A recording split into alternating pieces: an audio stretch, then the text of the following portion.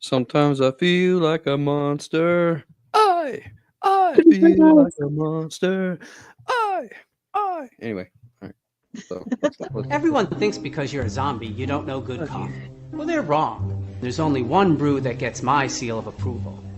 Deadly Grounds coffee is my guilty pleasure. The aroma is so intoxicating. It brings all of my neighbors out of the woodwork.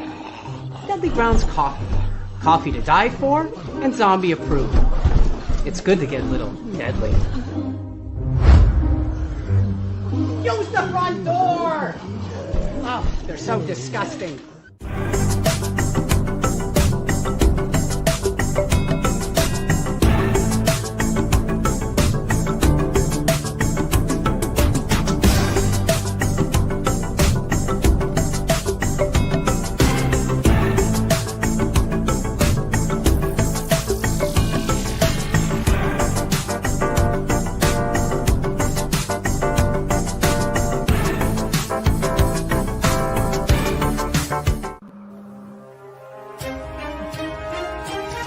The Dorkening and all affiliated shows are not intended for anyone under the age of 18.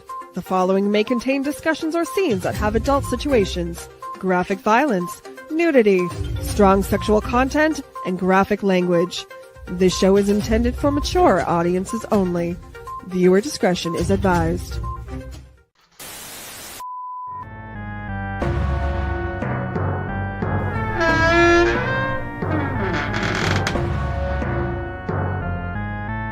Greetings and salutations, my wonderful freaks. I am your Uncle Necro, and I welcome you all to the Tomb of the Terrible, the show in which I get to lovingly assault your senses with B-movie madness.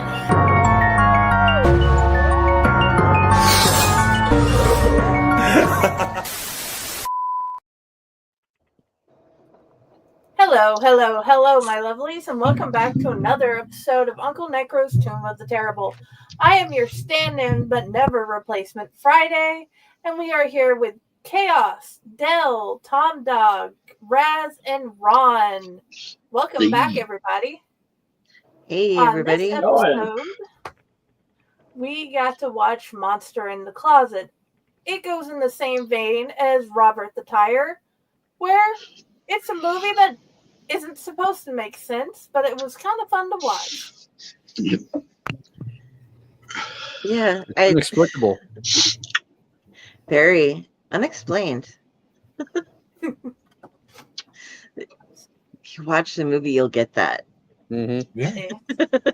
There's some explanations. It's just a matter of whether they make sense or not. Well, no, the very beginning spends like 5 minutes explaining that it's unexplainable, inexplicably unexplainable. Therefore, it's explained. They couldn't afford a thesaurus. Exactly. No, they spent all the money on the monster suit, which was actually a really badass monster suit for the time in which this movie was made. Yeah. And the monster sound effects. That and the actors. That was their budget. Right. Oh, yeah. We will 'Cause- definitely. Yeah, this was, believe it or not, a star-studded cast for '86. It really, really was. Like, I'm not even joking. I'm being serious about it. Nope. You're definitely going to have to tell us the trivia when we get to the trivia part. Well, at least what you know. Oh, yeah. Hi, Jeremy. Hey, what's up, man? Miss you. So, Miss you very what much. were your initial thoughts? And yes, we do miss you, Jeremy. My initial thoughts were that this was, I finally got that kind of relaxation back into, this is the kind of movie that we're supposed to be watching. I'm very sorry about Amityville still, but it was worth a shot, you know. It was just a bad shot. Like, it would do so much better with something else. But no, it was like, okay, the feel of having a Troma film then washed back over me. It wasn't as comforting as Killer Sofa, but it was that nice old, okay, this isn't a great movie, but I can enjoy it while I'm watching it. I can get a kick out of it. So Right. Yeah, and it was like, oh, tropes up the yin yang, but okay, I'm good with that because it's not Manos Hand of Fate. It's actually a movie. So Right. that was my initial thing, was just like, back where we belong.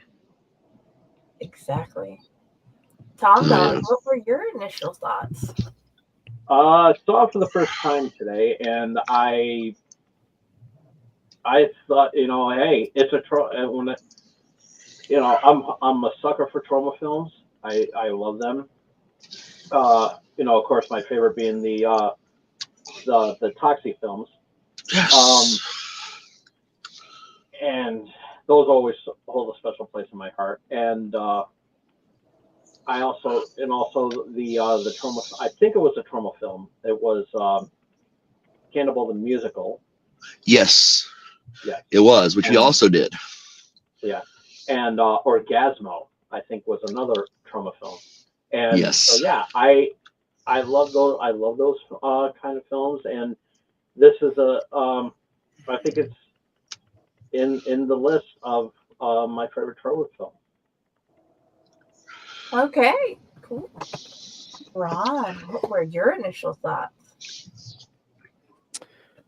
As has already been discussed, this was a Troma film. This was also my first time viewing it. In fact, I had never even heard of this movie until it was suggested for this show. Therefore, when it first came on and I saw the Tromaville intro, I went, oh, goody! It's a Troma movie, and fully expected it to be a Troma movie. And it was not. It was not like any other Troma movie I've ever seen, because I have seen The Toxic Avenger and one of my favorites, Poultrygeist. Love Poltergeist. Sequel's coming out soon. Hilarious, man. It's probably one that we should do for the show. But this one, it did not have the over-the-top campiness and gore and just strange special effects that most Troma movies do have. This one was rather tame. I think that was the only way that they could get this movie out and made was by going through Troma, and Troma said, sure, why not? So, but it stands on its own as its own decent movie overall. And I would have watched it regardless whether or not it was a Troma film. It was just a cool movie. Some of the dialogue that they set up was very Troma-esque, with the beginning being explicably inexplicable or inexplicably unexplainable, and the sermon at the funeral, just he lived to die and didn't, or he died to live, or whatever the hell the preacher said.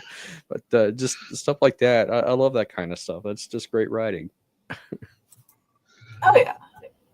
Raz, what was your initial thoughts? So 1995, Raz went on this magical journey after falling in love with everything Troma and wanted to experience what early Troma films were like. So he went on a journey to watch everything they had produced in the 70s and 80s as well. And what I found out was the Troma from our day, from back in that era, was a very different production company than the one that did Toxie and a lot of the stuff that Ron's talking about. So it was really cool for me to see like the history and like of the studio and like how it kind of grew and like the changes it made through the years.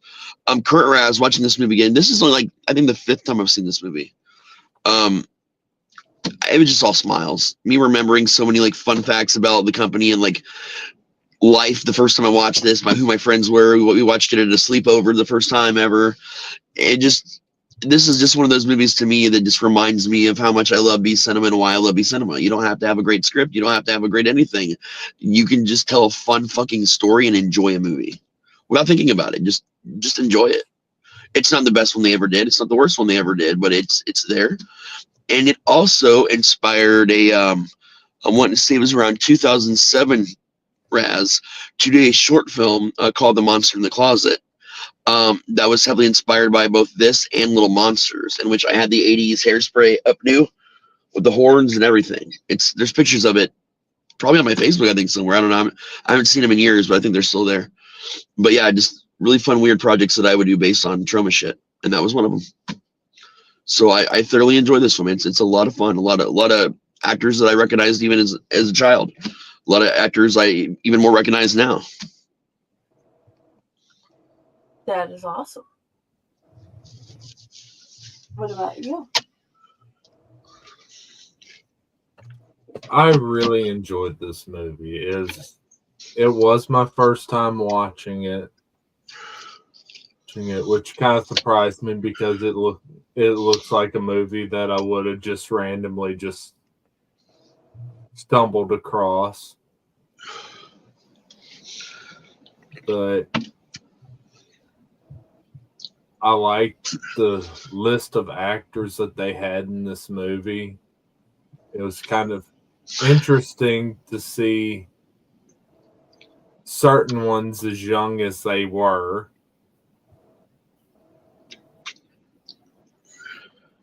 Yeah. But yeah, I really enjoyed this movie. I had to watch this one about 3 times to catch it all because of so many things happening, and I can I definitely this round I'm thinking I can't remember if I watched it or not when I was younger. It seems like something I would have watched, but definitely I am glad we got to do it this time. And Jar Jar, where did it go? There it is. Thank you. Yep. How do you feel about Toxie being remade? So fucking excited, and we just got a release date for this August. Literally, it comes out like a week and a half before my birthday, and there's going to be a limited feeder run, and the second they go on pre-sale, I'm fucking buying them. Nice. Okay, we got Elijah Wood in this movie, Peter Dinklage. I mean, major stars doing a recreation of a fucking Troma classic. Who would not want to see this movie? I'm sorry, I'm just throwing it out there. Elijah Wood's doing festivals this year, so yes, or cons this year, so that must be some of his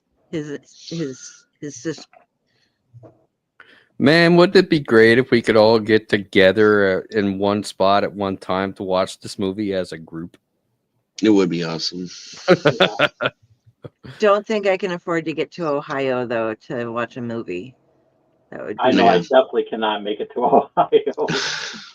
If I could, I would. One day we're gonna do Elliott Fest, which is just all of us select in like a camping lodge, like a big giant lodge for like a weekend. And we're gonna pretend we're that it's a real convention and fuck with everybody because no one else is invited but us. One day. We're all gonna be in Friday's closet. Don't let me pick the lodge and you'll be fine.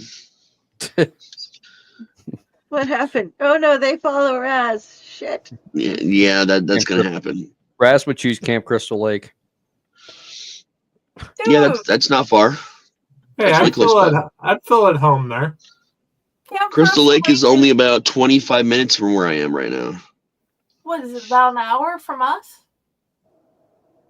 Yeah, Camp Crystal Lake's like an hour from us too. We have our own. A lot of towns have Crystal Lake, but mine is the Crystal Lake. Yeah. Oh well, aren't you special?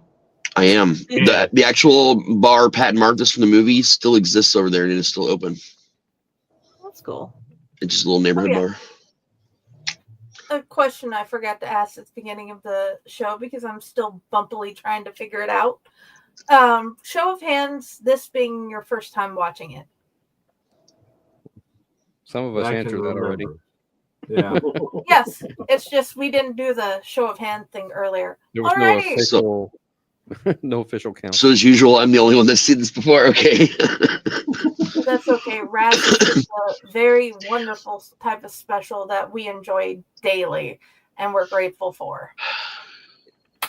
And that was not. It's funny to me because so much of what was on his list that we're doing all these things from his list were on my list, or I didn't write them down because I knew they were on his list because I read his list, and him and I talked about so many of them, and we had like a 2-day long conversation, like back and forth, over 2 days about this movie and a bunch of the shit behind it and how important it was, and just it just every time we're gonna watch one of these movies, I'm gonna remember conversations that I had with him now, which is great. It's a good thing. It's a good thing. It cheers me up a little bit. Raz is just validating the doctor of pop culture before his name, and it might be honorary, but he's putting in the effort. Man, I deserve it. I'm telling you. I know a lot about pop culture. I fucking deserve it. And we I'm agree. telling you, deserve you're it. validated You every earned day, it. man. Dale, what were things you liked about this movie? Okay, so I didn't realize how it was going to play out. I immediately changed what I thought. I thought it was going to be like kind of I hear something in the closet, mommy, and then people getting eaten like that or something. But it was just like, no, we're just going to show you sorority girl getting grabbed and dragged into a closet, and then but I loved how he kills people in the closet, because every time somebody gets killed in the closet, there's this and then clothes being just flung from the closet, and it's just like, there's no blood, there's no like anything, there's just a huge pile of clothes that somebody's just like, okay, kill time, throw the laundry. And that's what happens, and it was hysterical. And I kind of really want the sorority girl, from what I saw, didn't do anything wrong. The next one, we cut over to Mr. Carradine playing this blind man who's trying to fucking kill his dog. Like, I can hear you whacking shit with his cane, breaking things, and his seeing eye dog is like running to hide from him. And like, so you're like, oh yeah, you're gonna die. But then they killed the dog too. But they didn't have any dog clothes to throw out, so yeah, they just hung him up. It was just like, I feel like they could have thrown out little dog sweaters or something. That'd have been funny. yeah, or the harness that was, but they had to hang him by it. And then the bitchy little girl, I was like, get in the closet, just go. You belong in the closet. I don't like you. Like, I see people have been saying that to her whole career. Yeah, right. That's Fergie, the Black Eyed Bitchy Peas. little girl was Fergie from Black Eyed Peas. Yeah. Oh, I thought she was from the royal family. Okay. Nope, that's Fergie. Also, Kids Incorporated. She's from that too. Okay, well, I think that she and the little girl from Little PG, House We on don't the talk about Prairie. her. PG, the Psycho Gorman, Okay, hi, yeah. like, would have a fun little fist fight going on. Although the thought you were Psycho talking about- Gorman chick would like kick her ass, but she would I definitely. thought you were going to mention the annoying little girl from fucking Mac and Me. She doesn't deserve mentioning. We don't want to Yeah, I still remember her can't stand that anymore. girl. I still like the little girl from I just Psycho said it. Gorman. Yeah, Psycho Gorman. Live action Mandy. She was, Yeah, That's all She's she just- was Live-action Mandy. she was that's great. true. But yeah, that would have been fun. So anyway, so this wasn't what I was expecting. I liked the way that he killed things. I liked some of the people who died because they deserved it. I did not understand, like, I kind of understand why he was using music to talk to it, but it still didn't track right for me. And I enjoyed how the creature was like the ugliest fucking xenomorph that I had ever seen. It was like the Golgothan shit demon from Dogma mixed with a xenomorph. I like the Yeah. fact that they made the teeth move in the mouth. Uh-huh. Individually too. The teeth individually moved. It was weird. Yeah, and just the little weird things we were talking about beforehand, because there's like, whenever this guy takes off his glasses, everybody looks at him like, ah. It was just, I was I was like waiting for that to be something, and then it was, but I was like, but they never really explain it. Okay. So, okay. I have a theory on that. I assume that like there was something connecting the people who did that. But Friday's just like, I'm gonna disappear now so I can like giggle. I'm not disappearing on purpose. The thing is, Tom Dog is trying to explain it for you, but you're not getting it. That was immune, I guess. I got it. He took his glasses off, and I immediately stopped seeing him. He became John Cena. It was crazy. Yeah, right? So yeah, overall, I liked a lot of things about this movie. It was pretty funny. I also liked that their ideas to kill him didn't fucking work. Like, I was like, if, like, they put all this time and you're like, okay, they did the montage, so this is gonna, and then it's like, I'm just gonna walk around the trap. Oh no, what do? We throw a crunch bar in the trap. Oh, look, he went to go step on the crunch bar. You step on it. Told him, oh, yeah, spoilers, guys, by the way. And then he said, I've got my special handy device that I've been making, and it works, but it doesn't kill him. So No. it's like, yes. And later, that kid would grow up to die in a terrible auto accident. Mm-hmm. Sorry, Paul Walker, because that's who that is. It's Paul Walker, in case you guys at home didn't know. But yes, I just like that they didn't take the easy roads out on some of those things or make it like, aw, shucks, Professor, we should have believed in you all along. Right. So yeah, those are the things that I like the most about it. I think it would have ended differently if there was a child Vin Diesel in that movie too. Yeah. They could have figured it out 1/4 mile at a time, More explosions. So that was me. So Tom Dog, what were the things you liked? I like the costume. The monster. The way it was done. It kind of has I can understand why the people behind Howard the Duck went and tried to steal the idea. So yeah, it was a really good. There was actually a terrifying. There was like a jump scare in the near the end of the movie. When I didn't expect that, I was like, oh shit, And so yeah, my first jump scare in a Troma film, and so yeah, thank you, Lloyd. And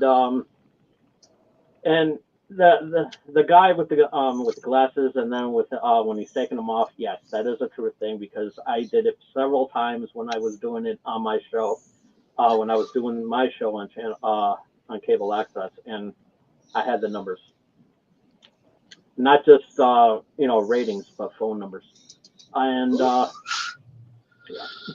And so that is a true thing, and yeah, Dell was immune to that.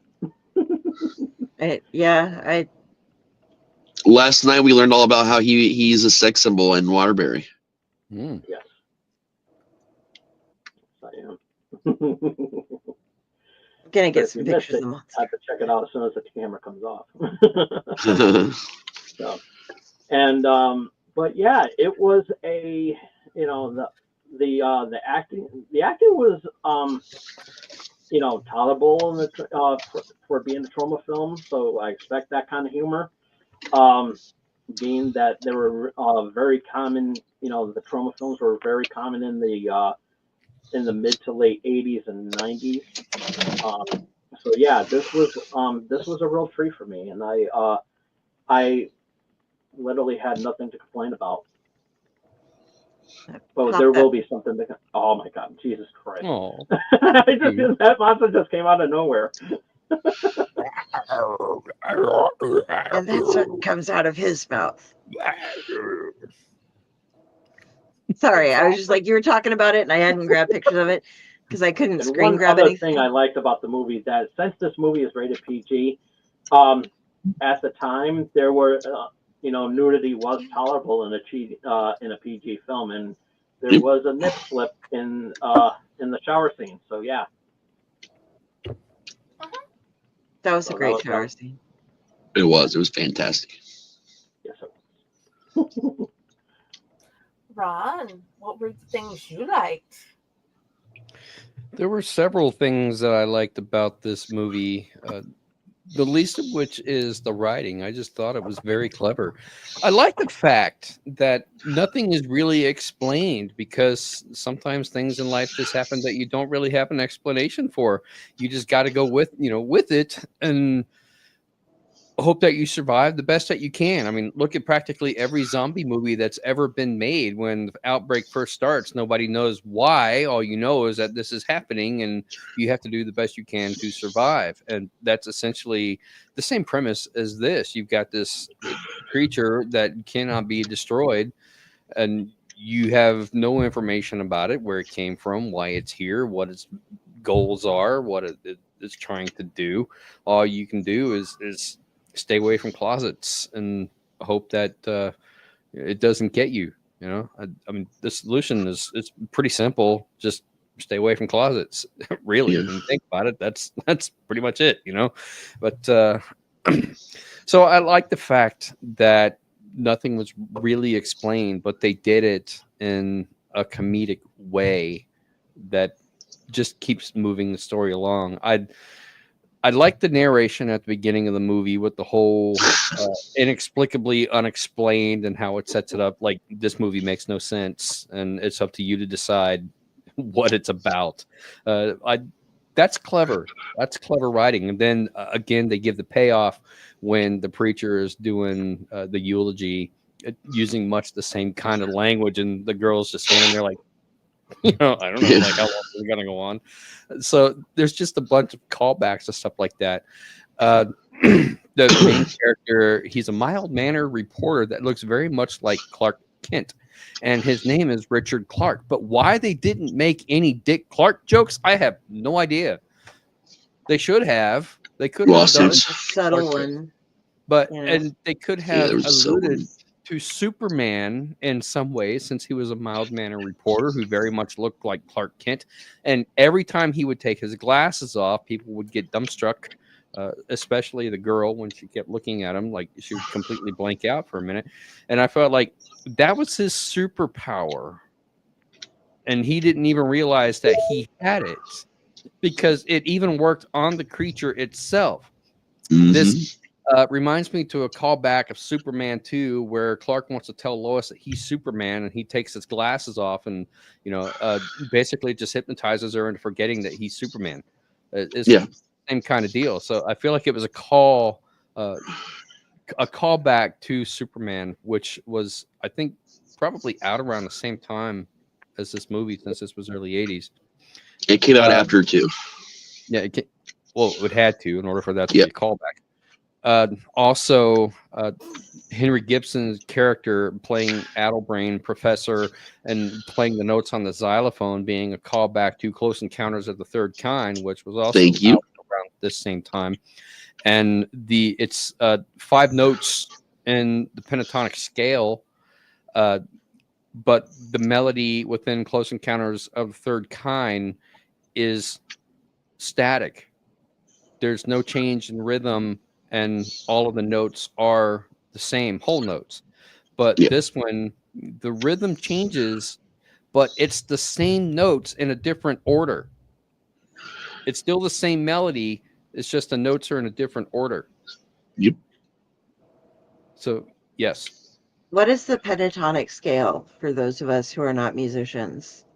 Pentatonic referring to 5 tones. There are 5 notes in the pentatonic scale: C, A, G, E, and D. And you can play those same notes, or what they call caged, the cage system, C, A, G, E, and D.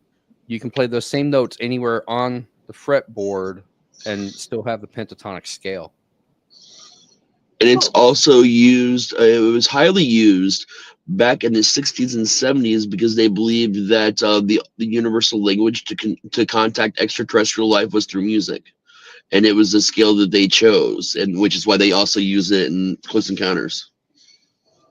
It's the A minor pentatonic is known as basically the ultimate blues scale. Yep. Thank you for the information. We're being informative tonight. I am getting educated. I didn't know I was going to wax pedantic on this show, but there you go. Other things that I liked. I like the fact that the kid did not have a name. Everybody called him the professor. Yep. And he was very smart, especially with building this machine.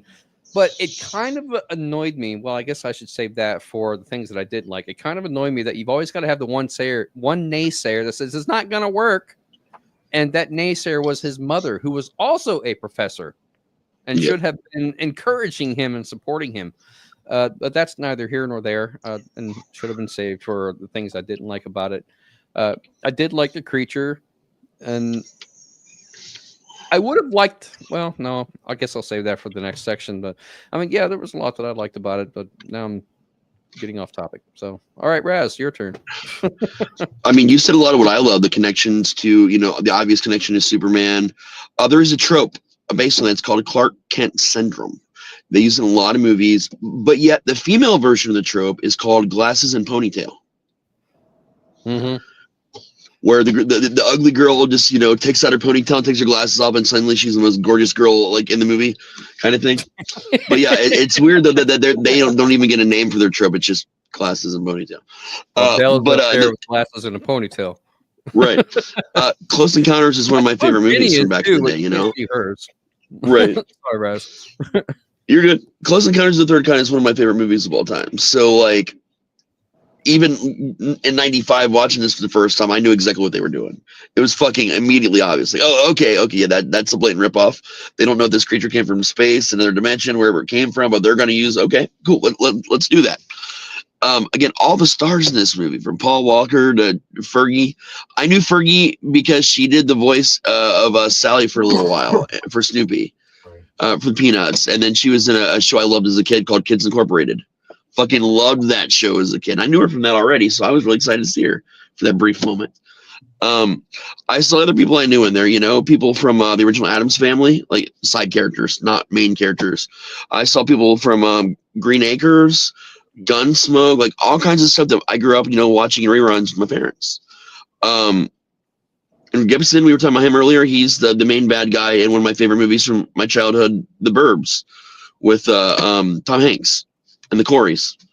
So, like, there's just so much I saw in this movie, so many people I recognized about this, and just so many movies that were incorporated with little nods. It was just, I like most things about this movie, but the thing I like the most, that I love the most, is the sound effects for the monster.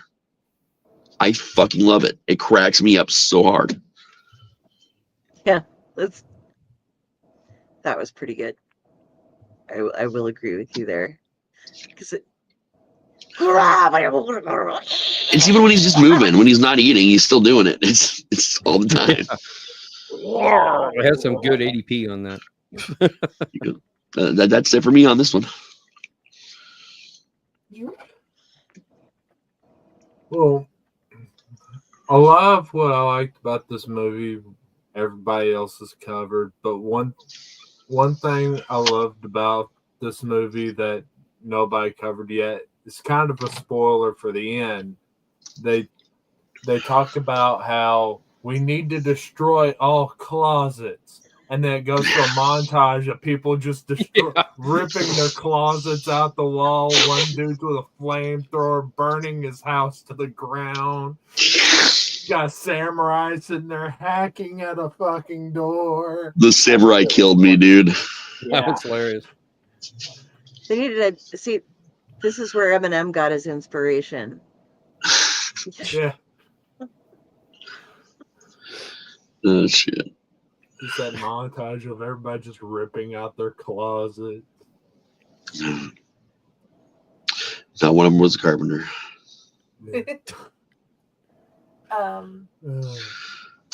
I knew Raz was going to go over, and definitely everybody else went over a lot of my favorites: the stars, the sounds, the monster, and we know he can go through closets and portals, but he always has to rip the door off. Just has to rip the door apart before he can get out of it. I mean, he can just open it, but nope.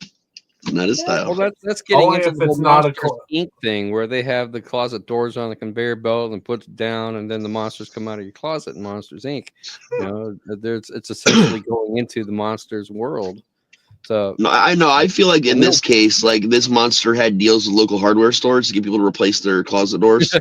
I feel like there was some side money happening here to just Possibility. conspiracy.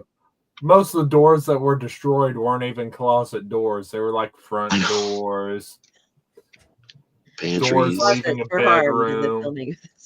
The closet interior doors are door. perfectly safe. Yeah. Every other door is fair game. Yeah.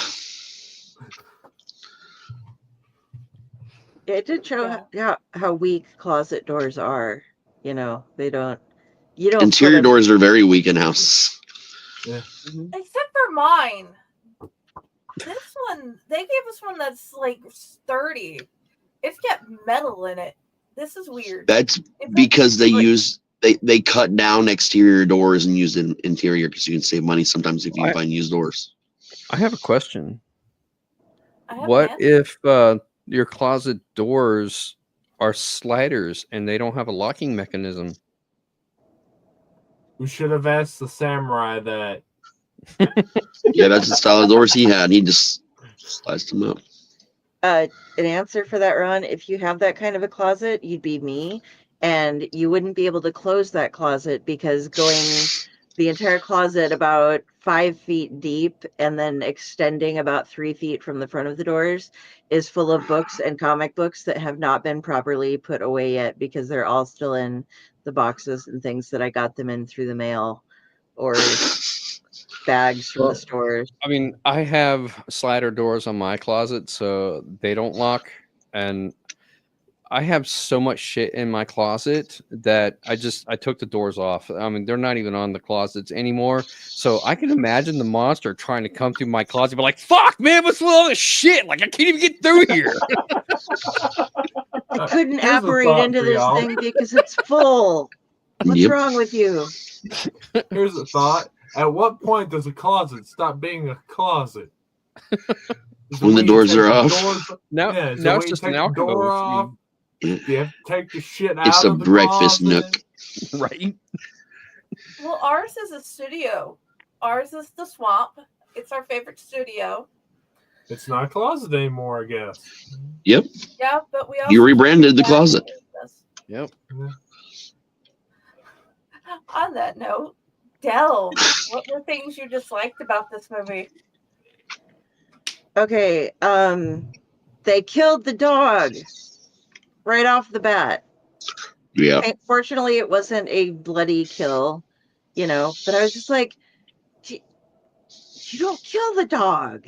You don't, especially when the old man's chasing around, the monster should be the dog's buddy and be like, yeah, let's get this bitch, you know, but no, they killed the dog. The sheriff, I think it was when they first have him cornered in a house and they're just he's breaking down the door get out of your Halloween costume, dude, seriously. And then that they just wouldn't acknowledge, and then all of a sudden the entire country and world is aware of this tiny town, because they had a couple of witnesses, and normally that would have just been oh yeah, whatever, you guys fucking had a mass hallucination or something, but it's just no, the closet monster is coming to San Francisco, everyone's fleeing. And yeah, it was a little that's a bunch of huge stretches right in a chunk of 5 minutes. You know, that's just it went from being a small town story to we're bringing in the military to get the closet monster all at once. And I didn't but you're not supposed to Scoop. I just, he was somebody that you just wanted to punch all the time. Yeah. So yeah, but that was his purpose. So, you know, it was somebody that you were not supposed to and I did not like him. So he did a really good job in being unlikable. There wasn't that much more that I was really ugh, geez, really?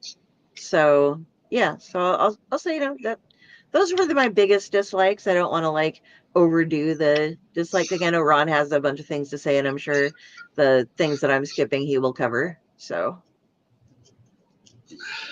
that's me. Tom Dog. What do you dislike? I did not like the sheriff with his tobacco chewing problem. It came to a part where it was getting really annoying, especially when he just kept grabbing the spittoon and just sitting there, just saying what he had to say and just going ding, ding. I mean, it kind of worn off its welcome. Then he just kept on spitting, even after, while he was trying to get the monster. Even he was just like one of those clueless thing. I also did not like the dog dying in there too. Which seeing that it was David Carradine's father, if I'm not mistaken, I wonder if the dog's name was David.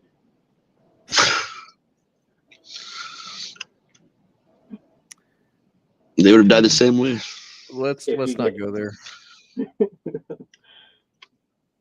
Yeah, oh, it just hit Ratatosker and I. Oh, you poor thing.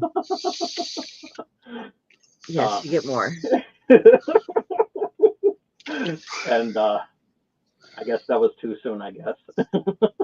And but yeah, it kind of bothered me being a fellow dog, and so yeah, it bothered me. But luckily, even the stuffed dog that that was supposed to be dead looked really real. So that was but we're talking about bad stuff now. But the girl, I think it was Fergie that you said, yeah, she was just like just a bratty thing, and she of course died early in the movie, and yeah, it was just like, oh thank God, I don't have to hear that voice. And but on the positive side, it was really cool that she had those cookies on her fingers like rings. So I mean that's pretty much a child from the '80s always did. So oh yeah, I did too. But yeah, it was just just that, and for a PG film, I kind of tolerated the fact that that there was no blood in this movie, and so it did its job. But yeah, other than what I said, that's all I have for the stuff I didn't like. Ron, what did you not like? I will echo the sentiment about the dog, because I don't like to see that kind of stuff either. I mean, I think it was handled okay, but yeah, I don't like cruelty to animals, especially when the dog didn't even deserve it. And being a seeing eye dog for a blind person, as characterized by the harness that the dog was wearing, not once ever in my life have I ever met a blind person who abuses their seeing eye dog. It just don't happen, because you rely on that animal. So for this blind person to treat the dog the way that he did is a big pet peeve for me. Now, I know that John Carradine and himself is not blind, but he could have taken some acting lessons on how to portray a blind person, because he sucked at it. Yeah, the Helen Keller School for people who can't see good. I mean, John Carradine is a good actor. Everybody knows that. And this is supposed to be a comedy role. So what he did with the character can be considered mildly amusing. But when you've actually had orientation and mobility training as a blind person, you see everything that he's doing wrong as a blind person. You are not just randomly tapping out with your goddamn cane to figure out where shit is in front of you. That's not how that works. It's a low sweeping motion back and forth so that the cane will meet the object before you approach it. You can either sweep or you can just hold the cane out in front of you. So that way, if you run up on something, your cane will feel it and you'll get the sensory reception from it. That's how it's supposed to work. You're not just randomly tapping shit because you don't know what the fuck you're doing. So unless you're blind as Batman and then you're echolocating. Well, that would be Daredevil. Yeah. Well, yeah. Not to some Batman. degree. But if Batman were blind, it would be Batman. Well, Batman has a VR mask that will do all that shit for him, so he can maneuver in the dark. But if he was blind, you couldn't see Batman it. cheats. All I'm saying is that it just irked me how they portrayed a blind person, and some people could find it offensive. So I'm just saying that could be a trigger warning for some if they're not into that sort of thing. But you have to remember that it's a comedy movie, and as a comedy gag, I suppose that it worked pretty well. But okay, anyway, moving on. On the plus side, man, blind people won't see it. That's true. I didn't see that movie. Okay. Also, the general, I thought it was funny how he comes across as like this all gung-ho, tough military type, and then he turns out to be a big coward. He's like, nope.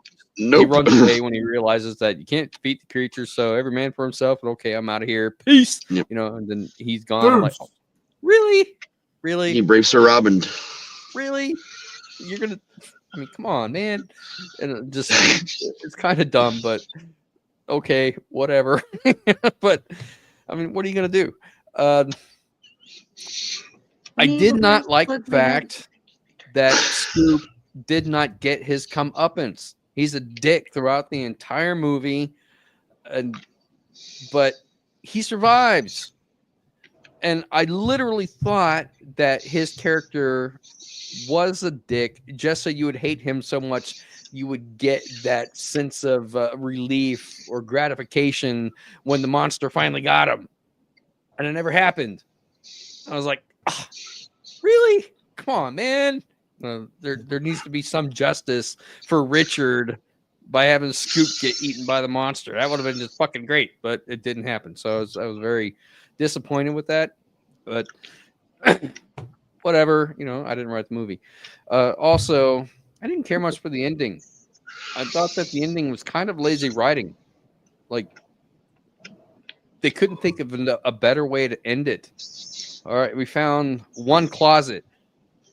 And, it didn't work because they both couldn't fit in the closet at the same time. Really? I mean, if the closet's supposed to be a portal to whatever the monster's dimension is, it really shouldn't matter how small the fucking closet is. The monster should be able to carry whatever into that closet. It wasn't fucking Santa Claus. He can't just... But listen, if he did just dropped him and pulled him in behind him, he could have went right through. I know, but just saying. So I thought that was kind of lazy writing. What I really wanted to see was the monster opening the door and seeing the portal into the darkness that the monster would disappear into, and it would lead you with that. And nope, then it would be a sequel, which could have happened. No, but then you would know that he came from a portal. Therefore, some of the inexplicable would be explainable. Yeah, but they don't necessarily explain where the portal goes or why the portal was there or how it got there or how the monster uses it. Well, that's revealing too many facts. Just the fact that the portal's there. Could have had the professor as the main character in the second one, grown up and trying to figure out the closet portal. Yeah, like they did with Tommy in Friday the 13th.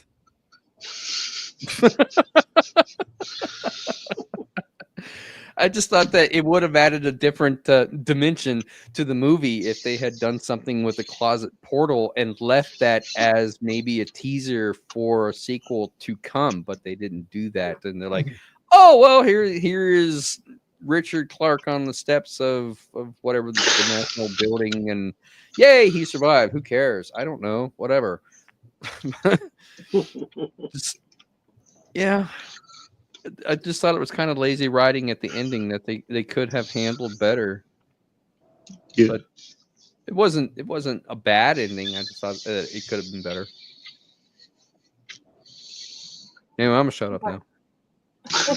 Raz.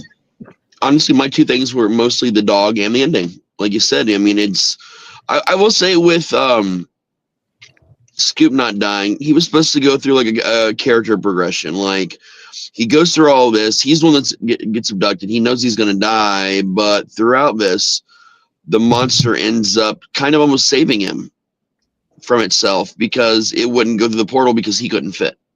Now, whether it was that the monster was exhausted, its energy was drained, and just wasn't smart enough at that time to realize how to get him both in the closet, or he really did save the guy.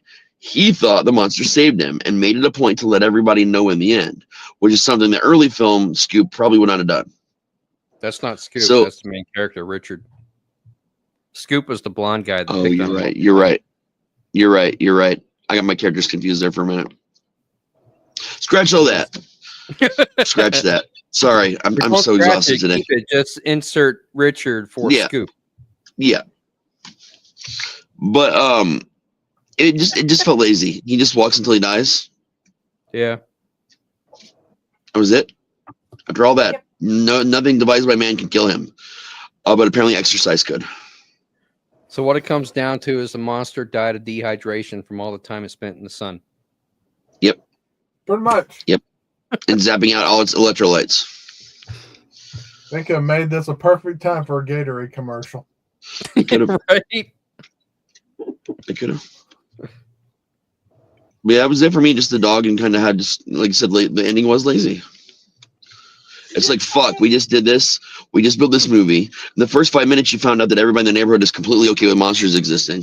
Like, oh, there's a monster, and everybody just believed it. No one questions it. Monsters exist. Cool. But he dies from exercise. Yes. Not even the almost. common cold. Like the common cold, they could have done another reference, another sci-fi reference, but nope. He just walked himself to death. And that's what would happen with me if I'd walk too far. I'd probably die, but That's why Americans are so fat. We know exercise kills. yes. But that's all I got for you. Okay, trophy husband. I have to agree with y'all in the fact that the dog dying and the ending were the worst parts about this movie. But when it comes to the ending, I do kind of have to segue back to the liked portion for just a second, where I liked how he drops the reporter and then just kind of falls on top of him, pinning him to the ground. Yeah.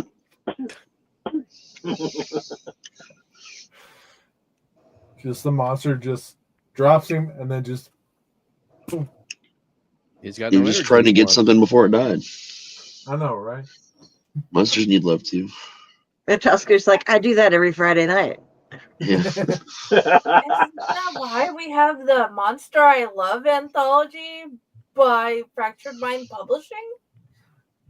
Yeah. See? It would probably be it. They didn't have the budget for the rest of that scene. Yeah. Sorry, Serena Mossgraves and S.L. Sinclair and a whole bunch of others said, I'll do it better. And they did. Yep. Oh yeah. And instead of blah blah blah, it would have been. Yeah. Just a different sound effect, and you could have had a whole different movie there at the end. What do you think that second mouth was for? Yep. You got a pretty mouth. Mm-hmm. You got two pretty mouths. Yeah. One pretty mouth. Two pretty mouths. That movie would be a different movie if that xylophone tone was a banjo instead. Yeah, it could have been. Just don't use any teeth. Well, okay, I'll use my second mouth. He usually reserves that for second breakfast, but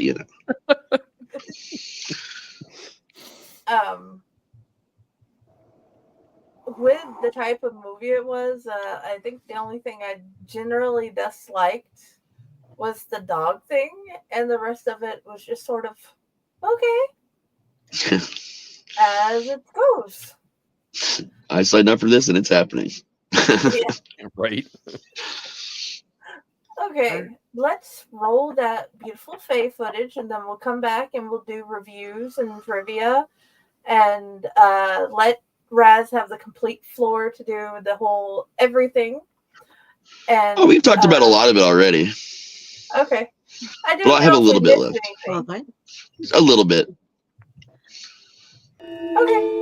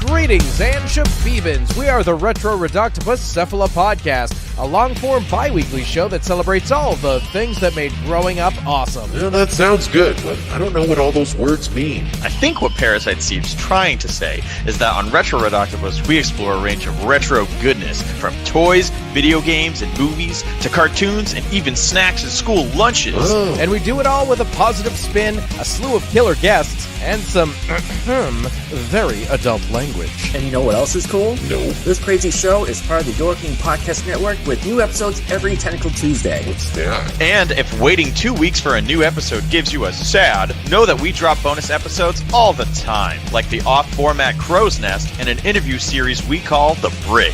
You can listen to Retro Reductibus on Apple Podcasts, Spotify, Stitcher, or any app that's cool enough to carry the only show that celebrates all the things that make growing up awesome.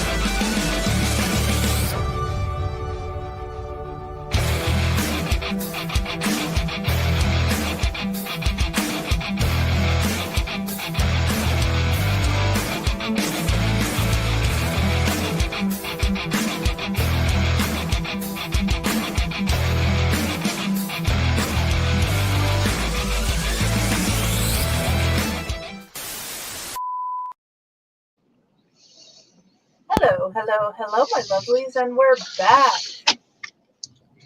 Hello. So, I suppose we should find out. Did you find thingies? Because I found reviews. Del? Pardon? Did you find Did you find any reviews? Oh, I found yes, a yes. few. Okay. Okay, where was the, okay, we're going through the 5-star reviews from Amazon, as James liked to do. And I'm going to start with Einsatz's review titled "'Twas Beauty That Killed the Beast." I grew up watching all of those 50s sci-fi flicks that this movie handily lampooned. Them is one of my favorite monster movies. Every aspect of those cheesy movies was faithfully rendered in this low-budget homage. They had me roped and tied from the start with a blind John Carradine trying to get his seeing eye dog to respond. The cast in general was great. Claude Akins spitting everywhere, Howard Duff with a really big cross and a very strange eulogy, Henry Gibson and his weird fascination with frogs, but especially Donald Moffat as the obligatory commander of the army, his best line, "I don't give a monkey's fart."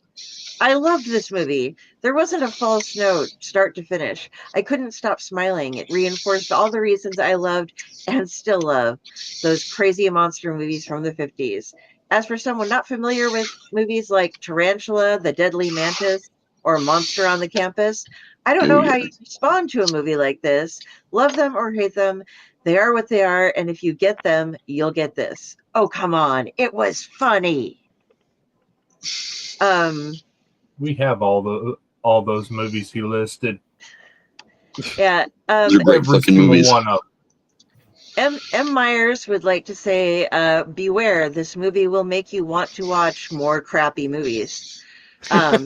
If you enjoy B movies and monsters that look like poop, this one's for you. It has a solid cast and a comedic subtlety that you just don't find in other movies. The monster is one of the slowest moving monsters in cinema history, but everyone insists that it's going to kill all of mankind.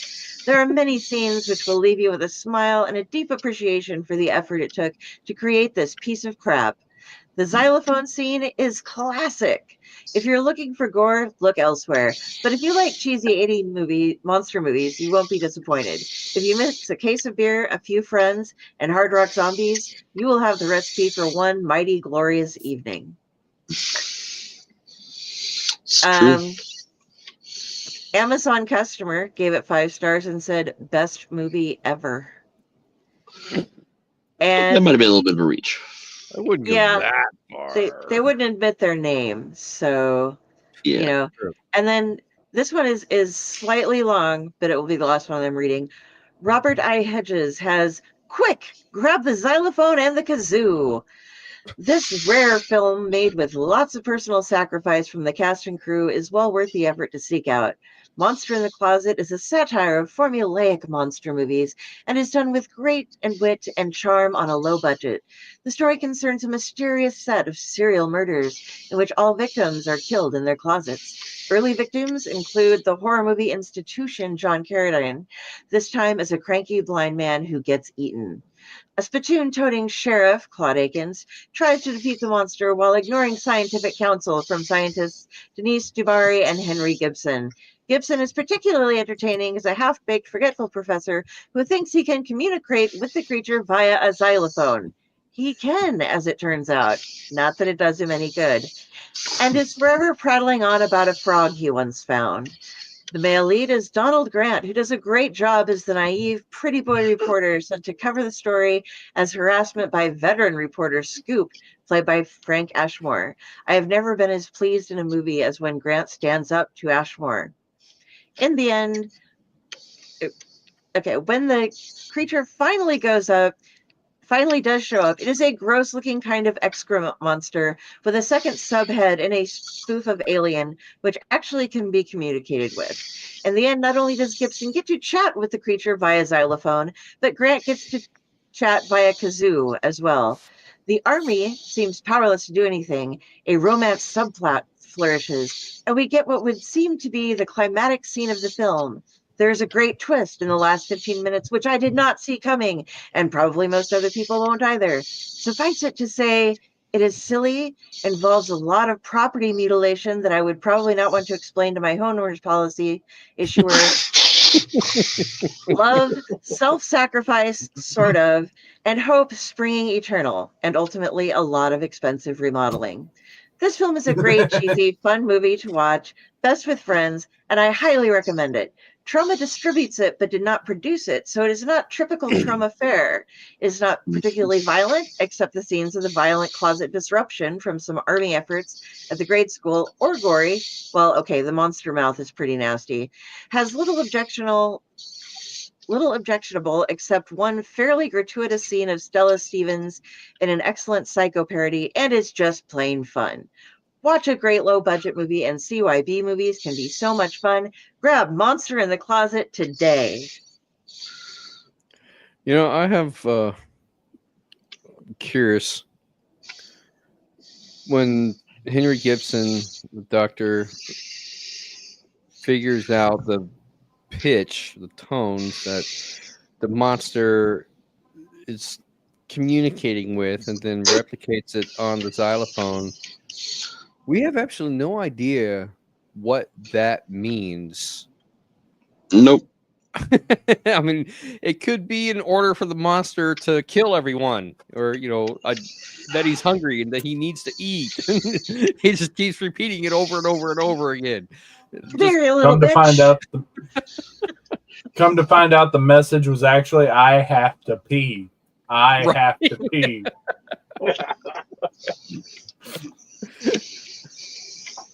Very true. Oh. Yeah. Raz, you said you still have a few tidbits left? Yeah, actually, a lot more of it got covered by that last review about, those reviews where we're talking about it was a throwback to the old 50s and 60s monsters movies, how they didn't make it, they only produced it. I'd say a good 50% at least of what Troma puts out is not made by them at all. A lot of people seek Troma out because of the love they have for Troma and for B films to put their tag on their films. Even today, I could make a movie and give it to Troma. I won't make much on it, but they don't really pay much for movies. But at the same time, it's more about sharing it with the community than it is making money off the movie. So that's the thing they've had for a long time. It's much more likely that the movie is going to get seen because it has a Troma tag on it rather than if it didn't. A lot of people will use them to make a hilarious, awesome B movie as their first movie to get noticed for their film company by releasing it through Troma. So it's good marketing for them as well, and it helps Troma. So that's a lot of what Troma is. It's not just them making crazy over the top movies. It's about loving B film and the genre that B film is, and keeping it going. How much it means to all of us that are into it. And, again, in those reviews you mentioned, best watch with friends. We talk about a lot of that when we watch these movies, about how great it was that we could watch these together and talk about them together, and different memories we have, with Monster, especially. We talk about all these things, and that's what makes these movies so special. You don't have to think, and you can enjoy them with your friends and family. Exactly. Oh, and Ashcroft, by the way, that's the person I didn't really talk about was the one that played Scoop. He is most famous in modern days for doing a fuck ton of voices for video games. When he got too old to act, he went into voice work, and just this year, he just 2023, I think he had 3 or 4 different video game credits. But he's still alive, and he now does video games. I think he did some voices for Scooby-Doo, didn't he? Yes. Yes. He's done voices for a lot of things. Cool. Del, what would you review it? How many stars or monsters, and would you recommend it? I would give it. Now, see, I kind of screwed up my rating system a little bit ago because I got so excited that we were done with Amityville that I started going above 0, And I'm going to give this a 7 like I did last week, but this is a solid, I enjoyed it 7, not a solid, Jesus Christ, this was horrible, but on a level of horrible, this was a 7. So I'm going to give it a 7. And in this one, I would recommend it. So I would recommend that people who have an hour and a half, they should check it out. It's worth watching once. And I like I think the little surprises and twists, we talked about that, oh, it doesn't save the world. Oh, he did this. Oh, all that fun stuff will impress them, because even though it's an older movie, it's not a lot of that stuff has been done since exactly the way that they do it, So, yeah. Okay. Tom Dog. I'm going to give it an 8 out of 10. I loved it. It was, like I said many times, I'm a sucker for these kind of films and everything. It's just amazing, and the monster, the way they made the monster, there were some terrifying scenes. The campiness of the characters was also good. And yeah, it was just that, you know, a little off track with the ending and everything like that, but you know, it's tolerable. And yeah, and do I recommend it? Absolutely. If you're a fan of these kind of films, especially if it has that Troma name on it, then you got to watch it. There's literally no question, and yeah, that's pretty much all I have to say about that. Ron. I don't know if I could give it such auspices as a 7 or an 8, and only for one reason, and that's because it lacked the blood and gore that I normally expect from Troma movies. I'm only going to give it a 6, but only for that reason. If it had the over-the-top blood and gore that in the vein of other Troma movies, I could have easily give this one a 7 or 8, because I do think that it's a good movie. And I think that it could be done very easily in the same way that Peter Jackson did. What was the movie? Brain Dead? Yep. Brain Dead, Dead Alive, depending on what country. Yeah. Because that movie was also very gory, but just incredibly well done, and with all the camping and stuff like that. And I think that this movie had that potential. If you did the blood and gore and the effects and everything like that, this movie could have been just as good as Brain Dead or Dead Alive. And for that reason, I don't think I can really give it more of a 6. But yeah, I would still recommend this movie. And I would say if you like Troma movies, you might like this movie. But keep in mind, it doesn't have the same, that's the caveat. It doesn't have the same level of blood and gore that other Troma movies have. But if you're okay with that, then yeah, watch it, because I do think that there's some clever writing in it.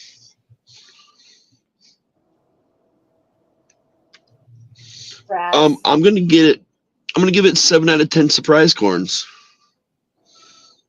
Definitely. It was enjoyable.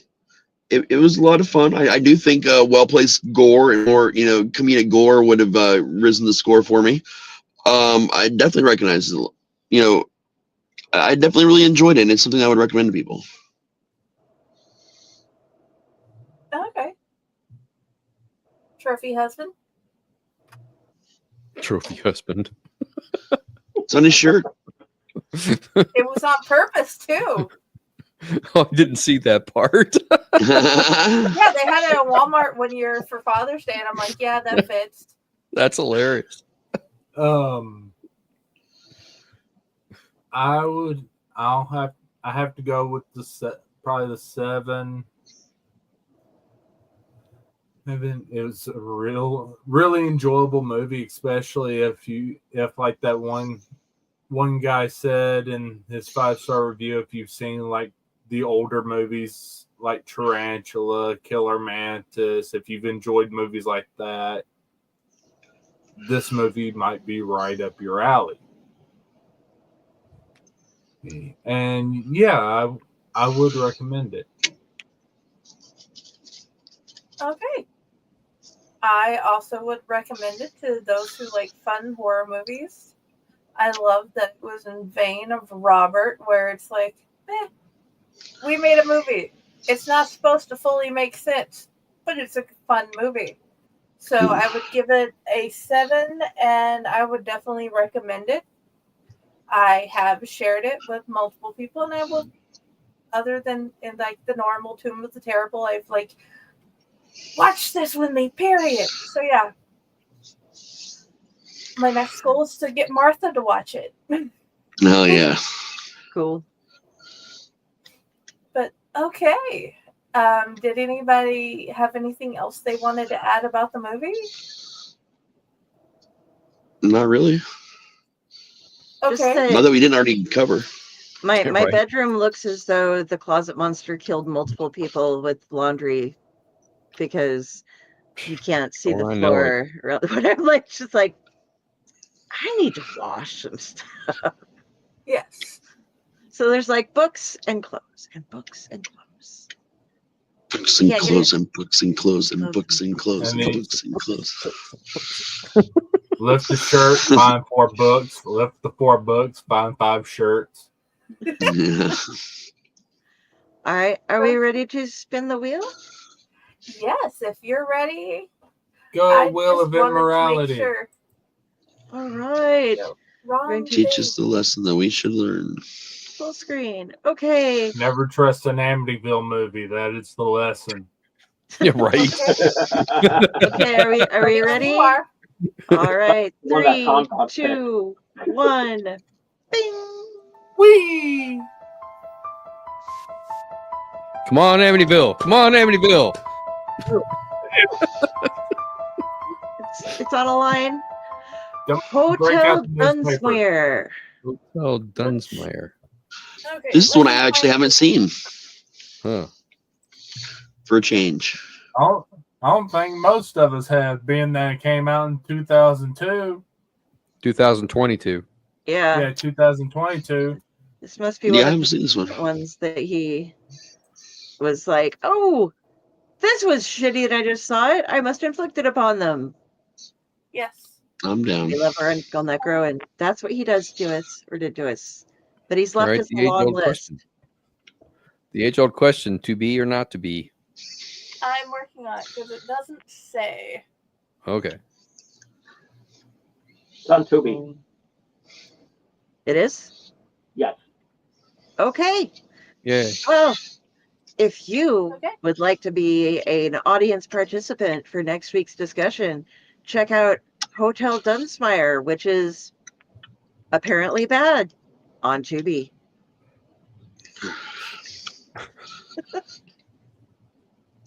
Sorry, I'm just a little off today. Today. Okay. Okay, I've been off for like a year now. Things have been kind of weird, but Yeah. But you more- got the I've been ponytail off my glasses entire thing life. going on, so there you go. yeah. I could be really hot if I Okay. took off the ponytail and the glasses, but No. All right. I Now. don't want to have to beat everybody off of me. That'd just be. Yeah, who's got time for all that? I got the couch machete. It would be a mess.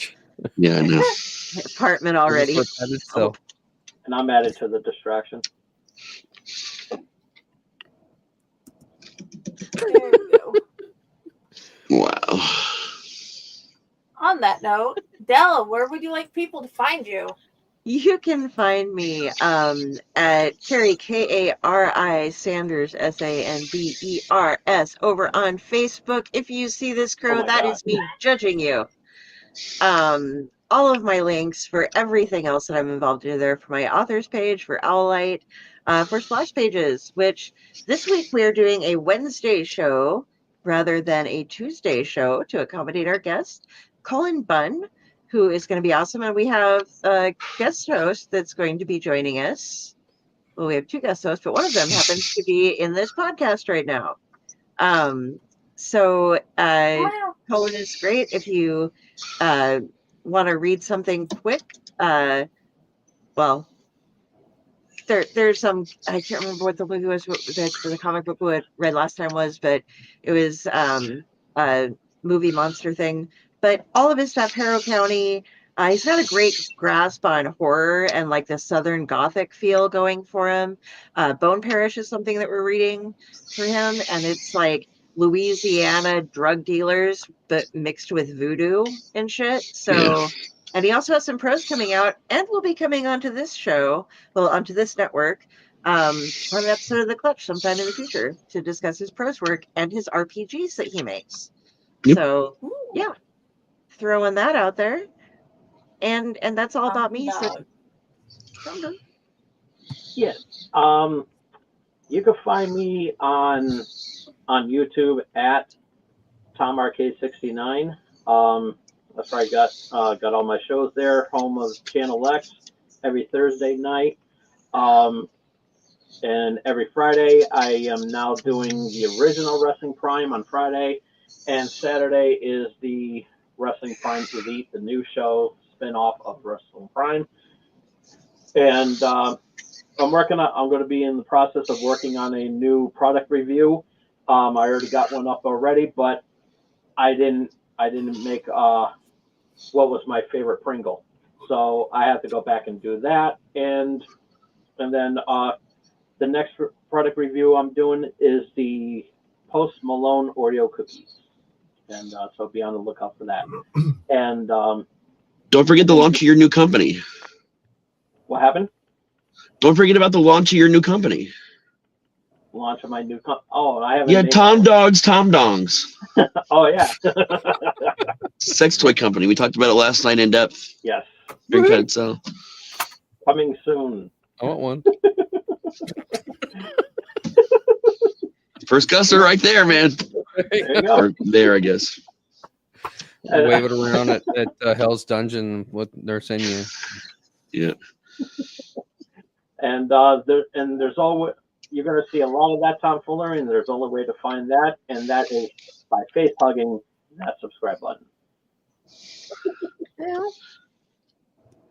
Alrighty. Ron, where would you like to be found? On a beach in the Caribbean with a cocktail in my hand, wearing nothing but slinky swim shorts and watching the waves while the women walk by in their thong bikinis. That's where I'd like to be found. But I don't think it's going to happen anytime soon. So I guess I'm stuck. I figured it out. I've got 13 years, 7 months, and just over 20 days until retirement. And I will be found working hard to make retirement money so that I can be on a beach in the Caribbean. What was the question? What did you ask me?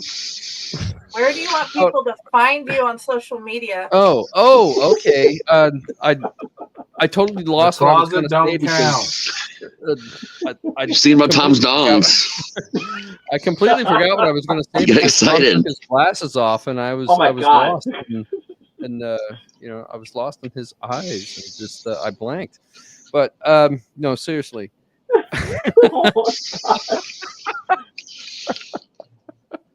Yes, Dolly. Okay, I get it. And I don't even have my glasses. I haven't seen Monster yet. So far, I've attracted the crow, the possessed couch, and the llama. I seriously though, I'm still facing my personal moratorium on Facebook. I'm not active. I have not been on there, so I have stepped back and will not be using it anytime in the near future until the political climate kind of settles down a little bit, and I feel that it's safe to go back on there. But I am still on TikTok. As long as it lasts, we've got until April now before the ban takes effect again. So I'm still trying to make content for TikTok, and you can find me on there if you want at Wolf Dojo. Wolf is spelled with a U, WULFDOJO, and you can always just email Jenny, and she'll get in touch with me, and because she's our favorite role player of everything Owlite. I'm surprised you haven't made me admin of your author page. Oh, I can. I'm sure they would get a lot more activity, especially now since I'm not on Facebook. Yeah. I mean, hell yeah, I can do that. Okay. Raz, where would you like people to find you? I don't want anyone to find me right now. Oh, no, for real. You can find me in all your favorite social medias, but you're probably going to be talking to Jenny, who's pretending to be me, who's fantastic at it. She's the #1 Raz cosplayer in the world. You can also check me out on RazTSlasher.com. A lot of my stuff is coming to the Chilling Network, Chilling Tales for Dark Knights Network very soon, all their shows. You're going to get an influx of some familiar stories and a number of brand new ones by the sound of it. The big thing I'm pushing right now, and Ron's going to be here for this, along with Pyle, Matt, and a number of other people, Steven, is, those things right there, those 3 events. We've not yet pre-sold any tickets for the comedy show Hellbound Humor, so if If you're looking to come, make sure to get those pre-sales in. Till death do us part. We've got Just the Haunt on that day. Again, pre-sales are open. And our big pre-sale push is for the Dinner and Murder Mystery event on Saturday the 15th. We got some numbers. We need to get those going, guys. Come out and support your local haunt. If you're in this area, if you're not in this area, and even if we're not local, hell, come out and support us. It's a guaranteed good time. A lot of big changes in the haunt ahead of next season already happening. So even if you've been here before, you're going to see a lot of new shit. So come by, hang out, and that's where you can see me on person. In fact, at Hellbound Humor, I will be on stage for 5 minutes doing some stand-up. So that should be fun. I will not be there for the Hellbound Humor on the 13th, but I will be there for the 14th and the 15th. You'll find Ron is in our favorite spot to put him at in the asylum. He has been requested for that location. Alrighty. Trophy husband, where do you wish to be found? On a trophy case? In the closet, kicking the monster out for taking up my space. Yeah, there you go. Until we see the trophy husband t-shirt sans you being thrown out of the closet, then we'll know. Oh no. It's my closet. I don't take no shit from any shit monster. I don't know. I think Chaos stands a good chance here. Yeah. I think I'm taller too. Well, I don't know because Kevin T. Hall played the monster, and he also played not Lurch. What was the other dude? The dude's like 6'5", 6'6". Oh, okay. So we can at least see eye to eye. There you go. Has anyone ever else been looking at Chaos and noticing that it looks like he's got like a little flower attached to his headset? I've been looking at it the whole show. I know, right? It's like yes. Just look this show. I feel so pretty. Whoops. They ghosted us. And if you'd like to find me, I'm at the Elliott Network. I'm at Faycore Publishing. I'm at Friday with Library in the Blue Box. And of course, you can find me at my author page, Jennifer Elliott, if you would like to read anything I actually write. And thank you all for coming. I hope you enjoyed the show, and I look forward to us doing this again next Monday. Indeed. Bye, everybody. Whee!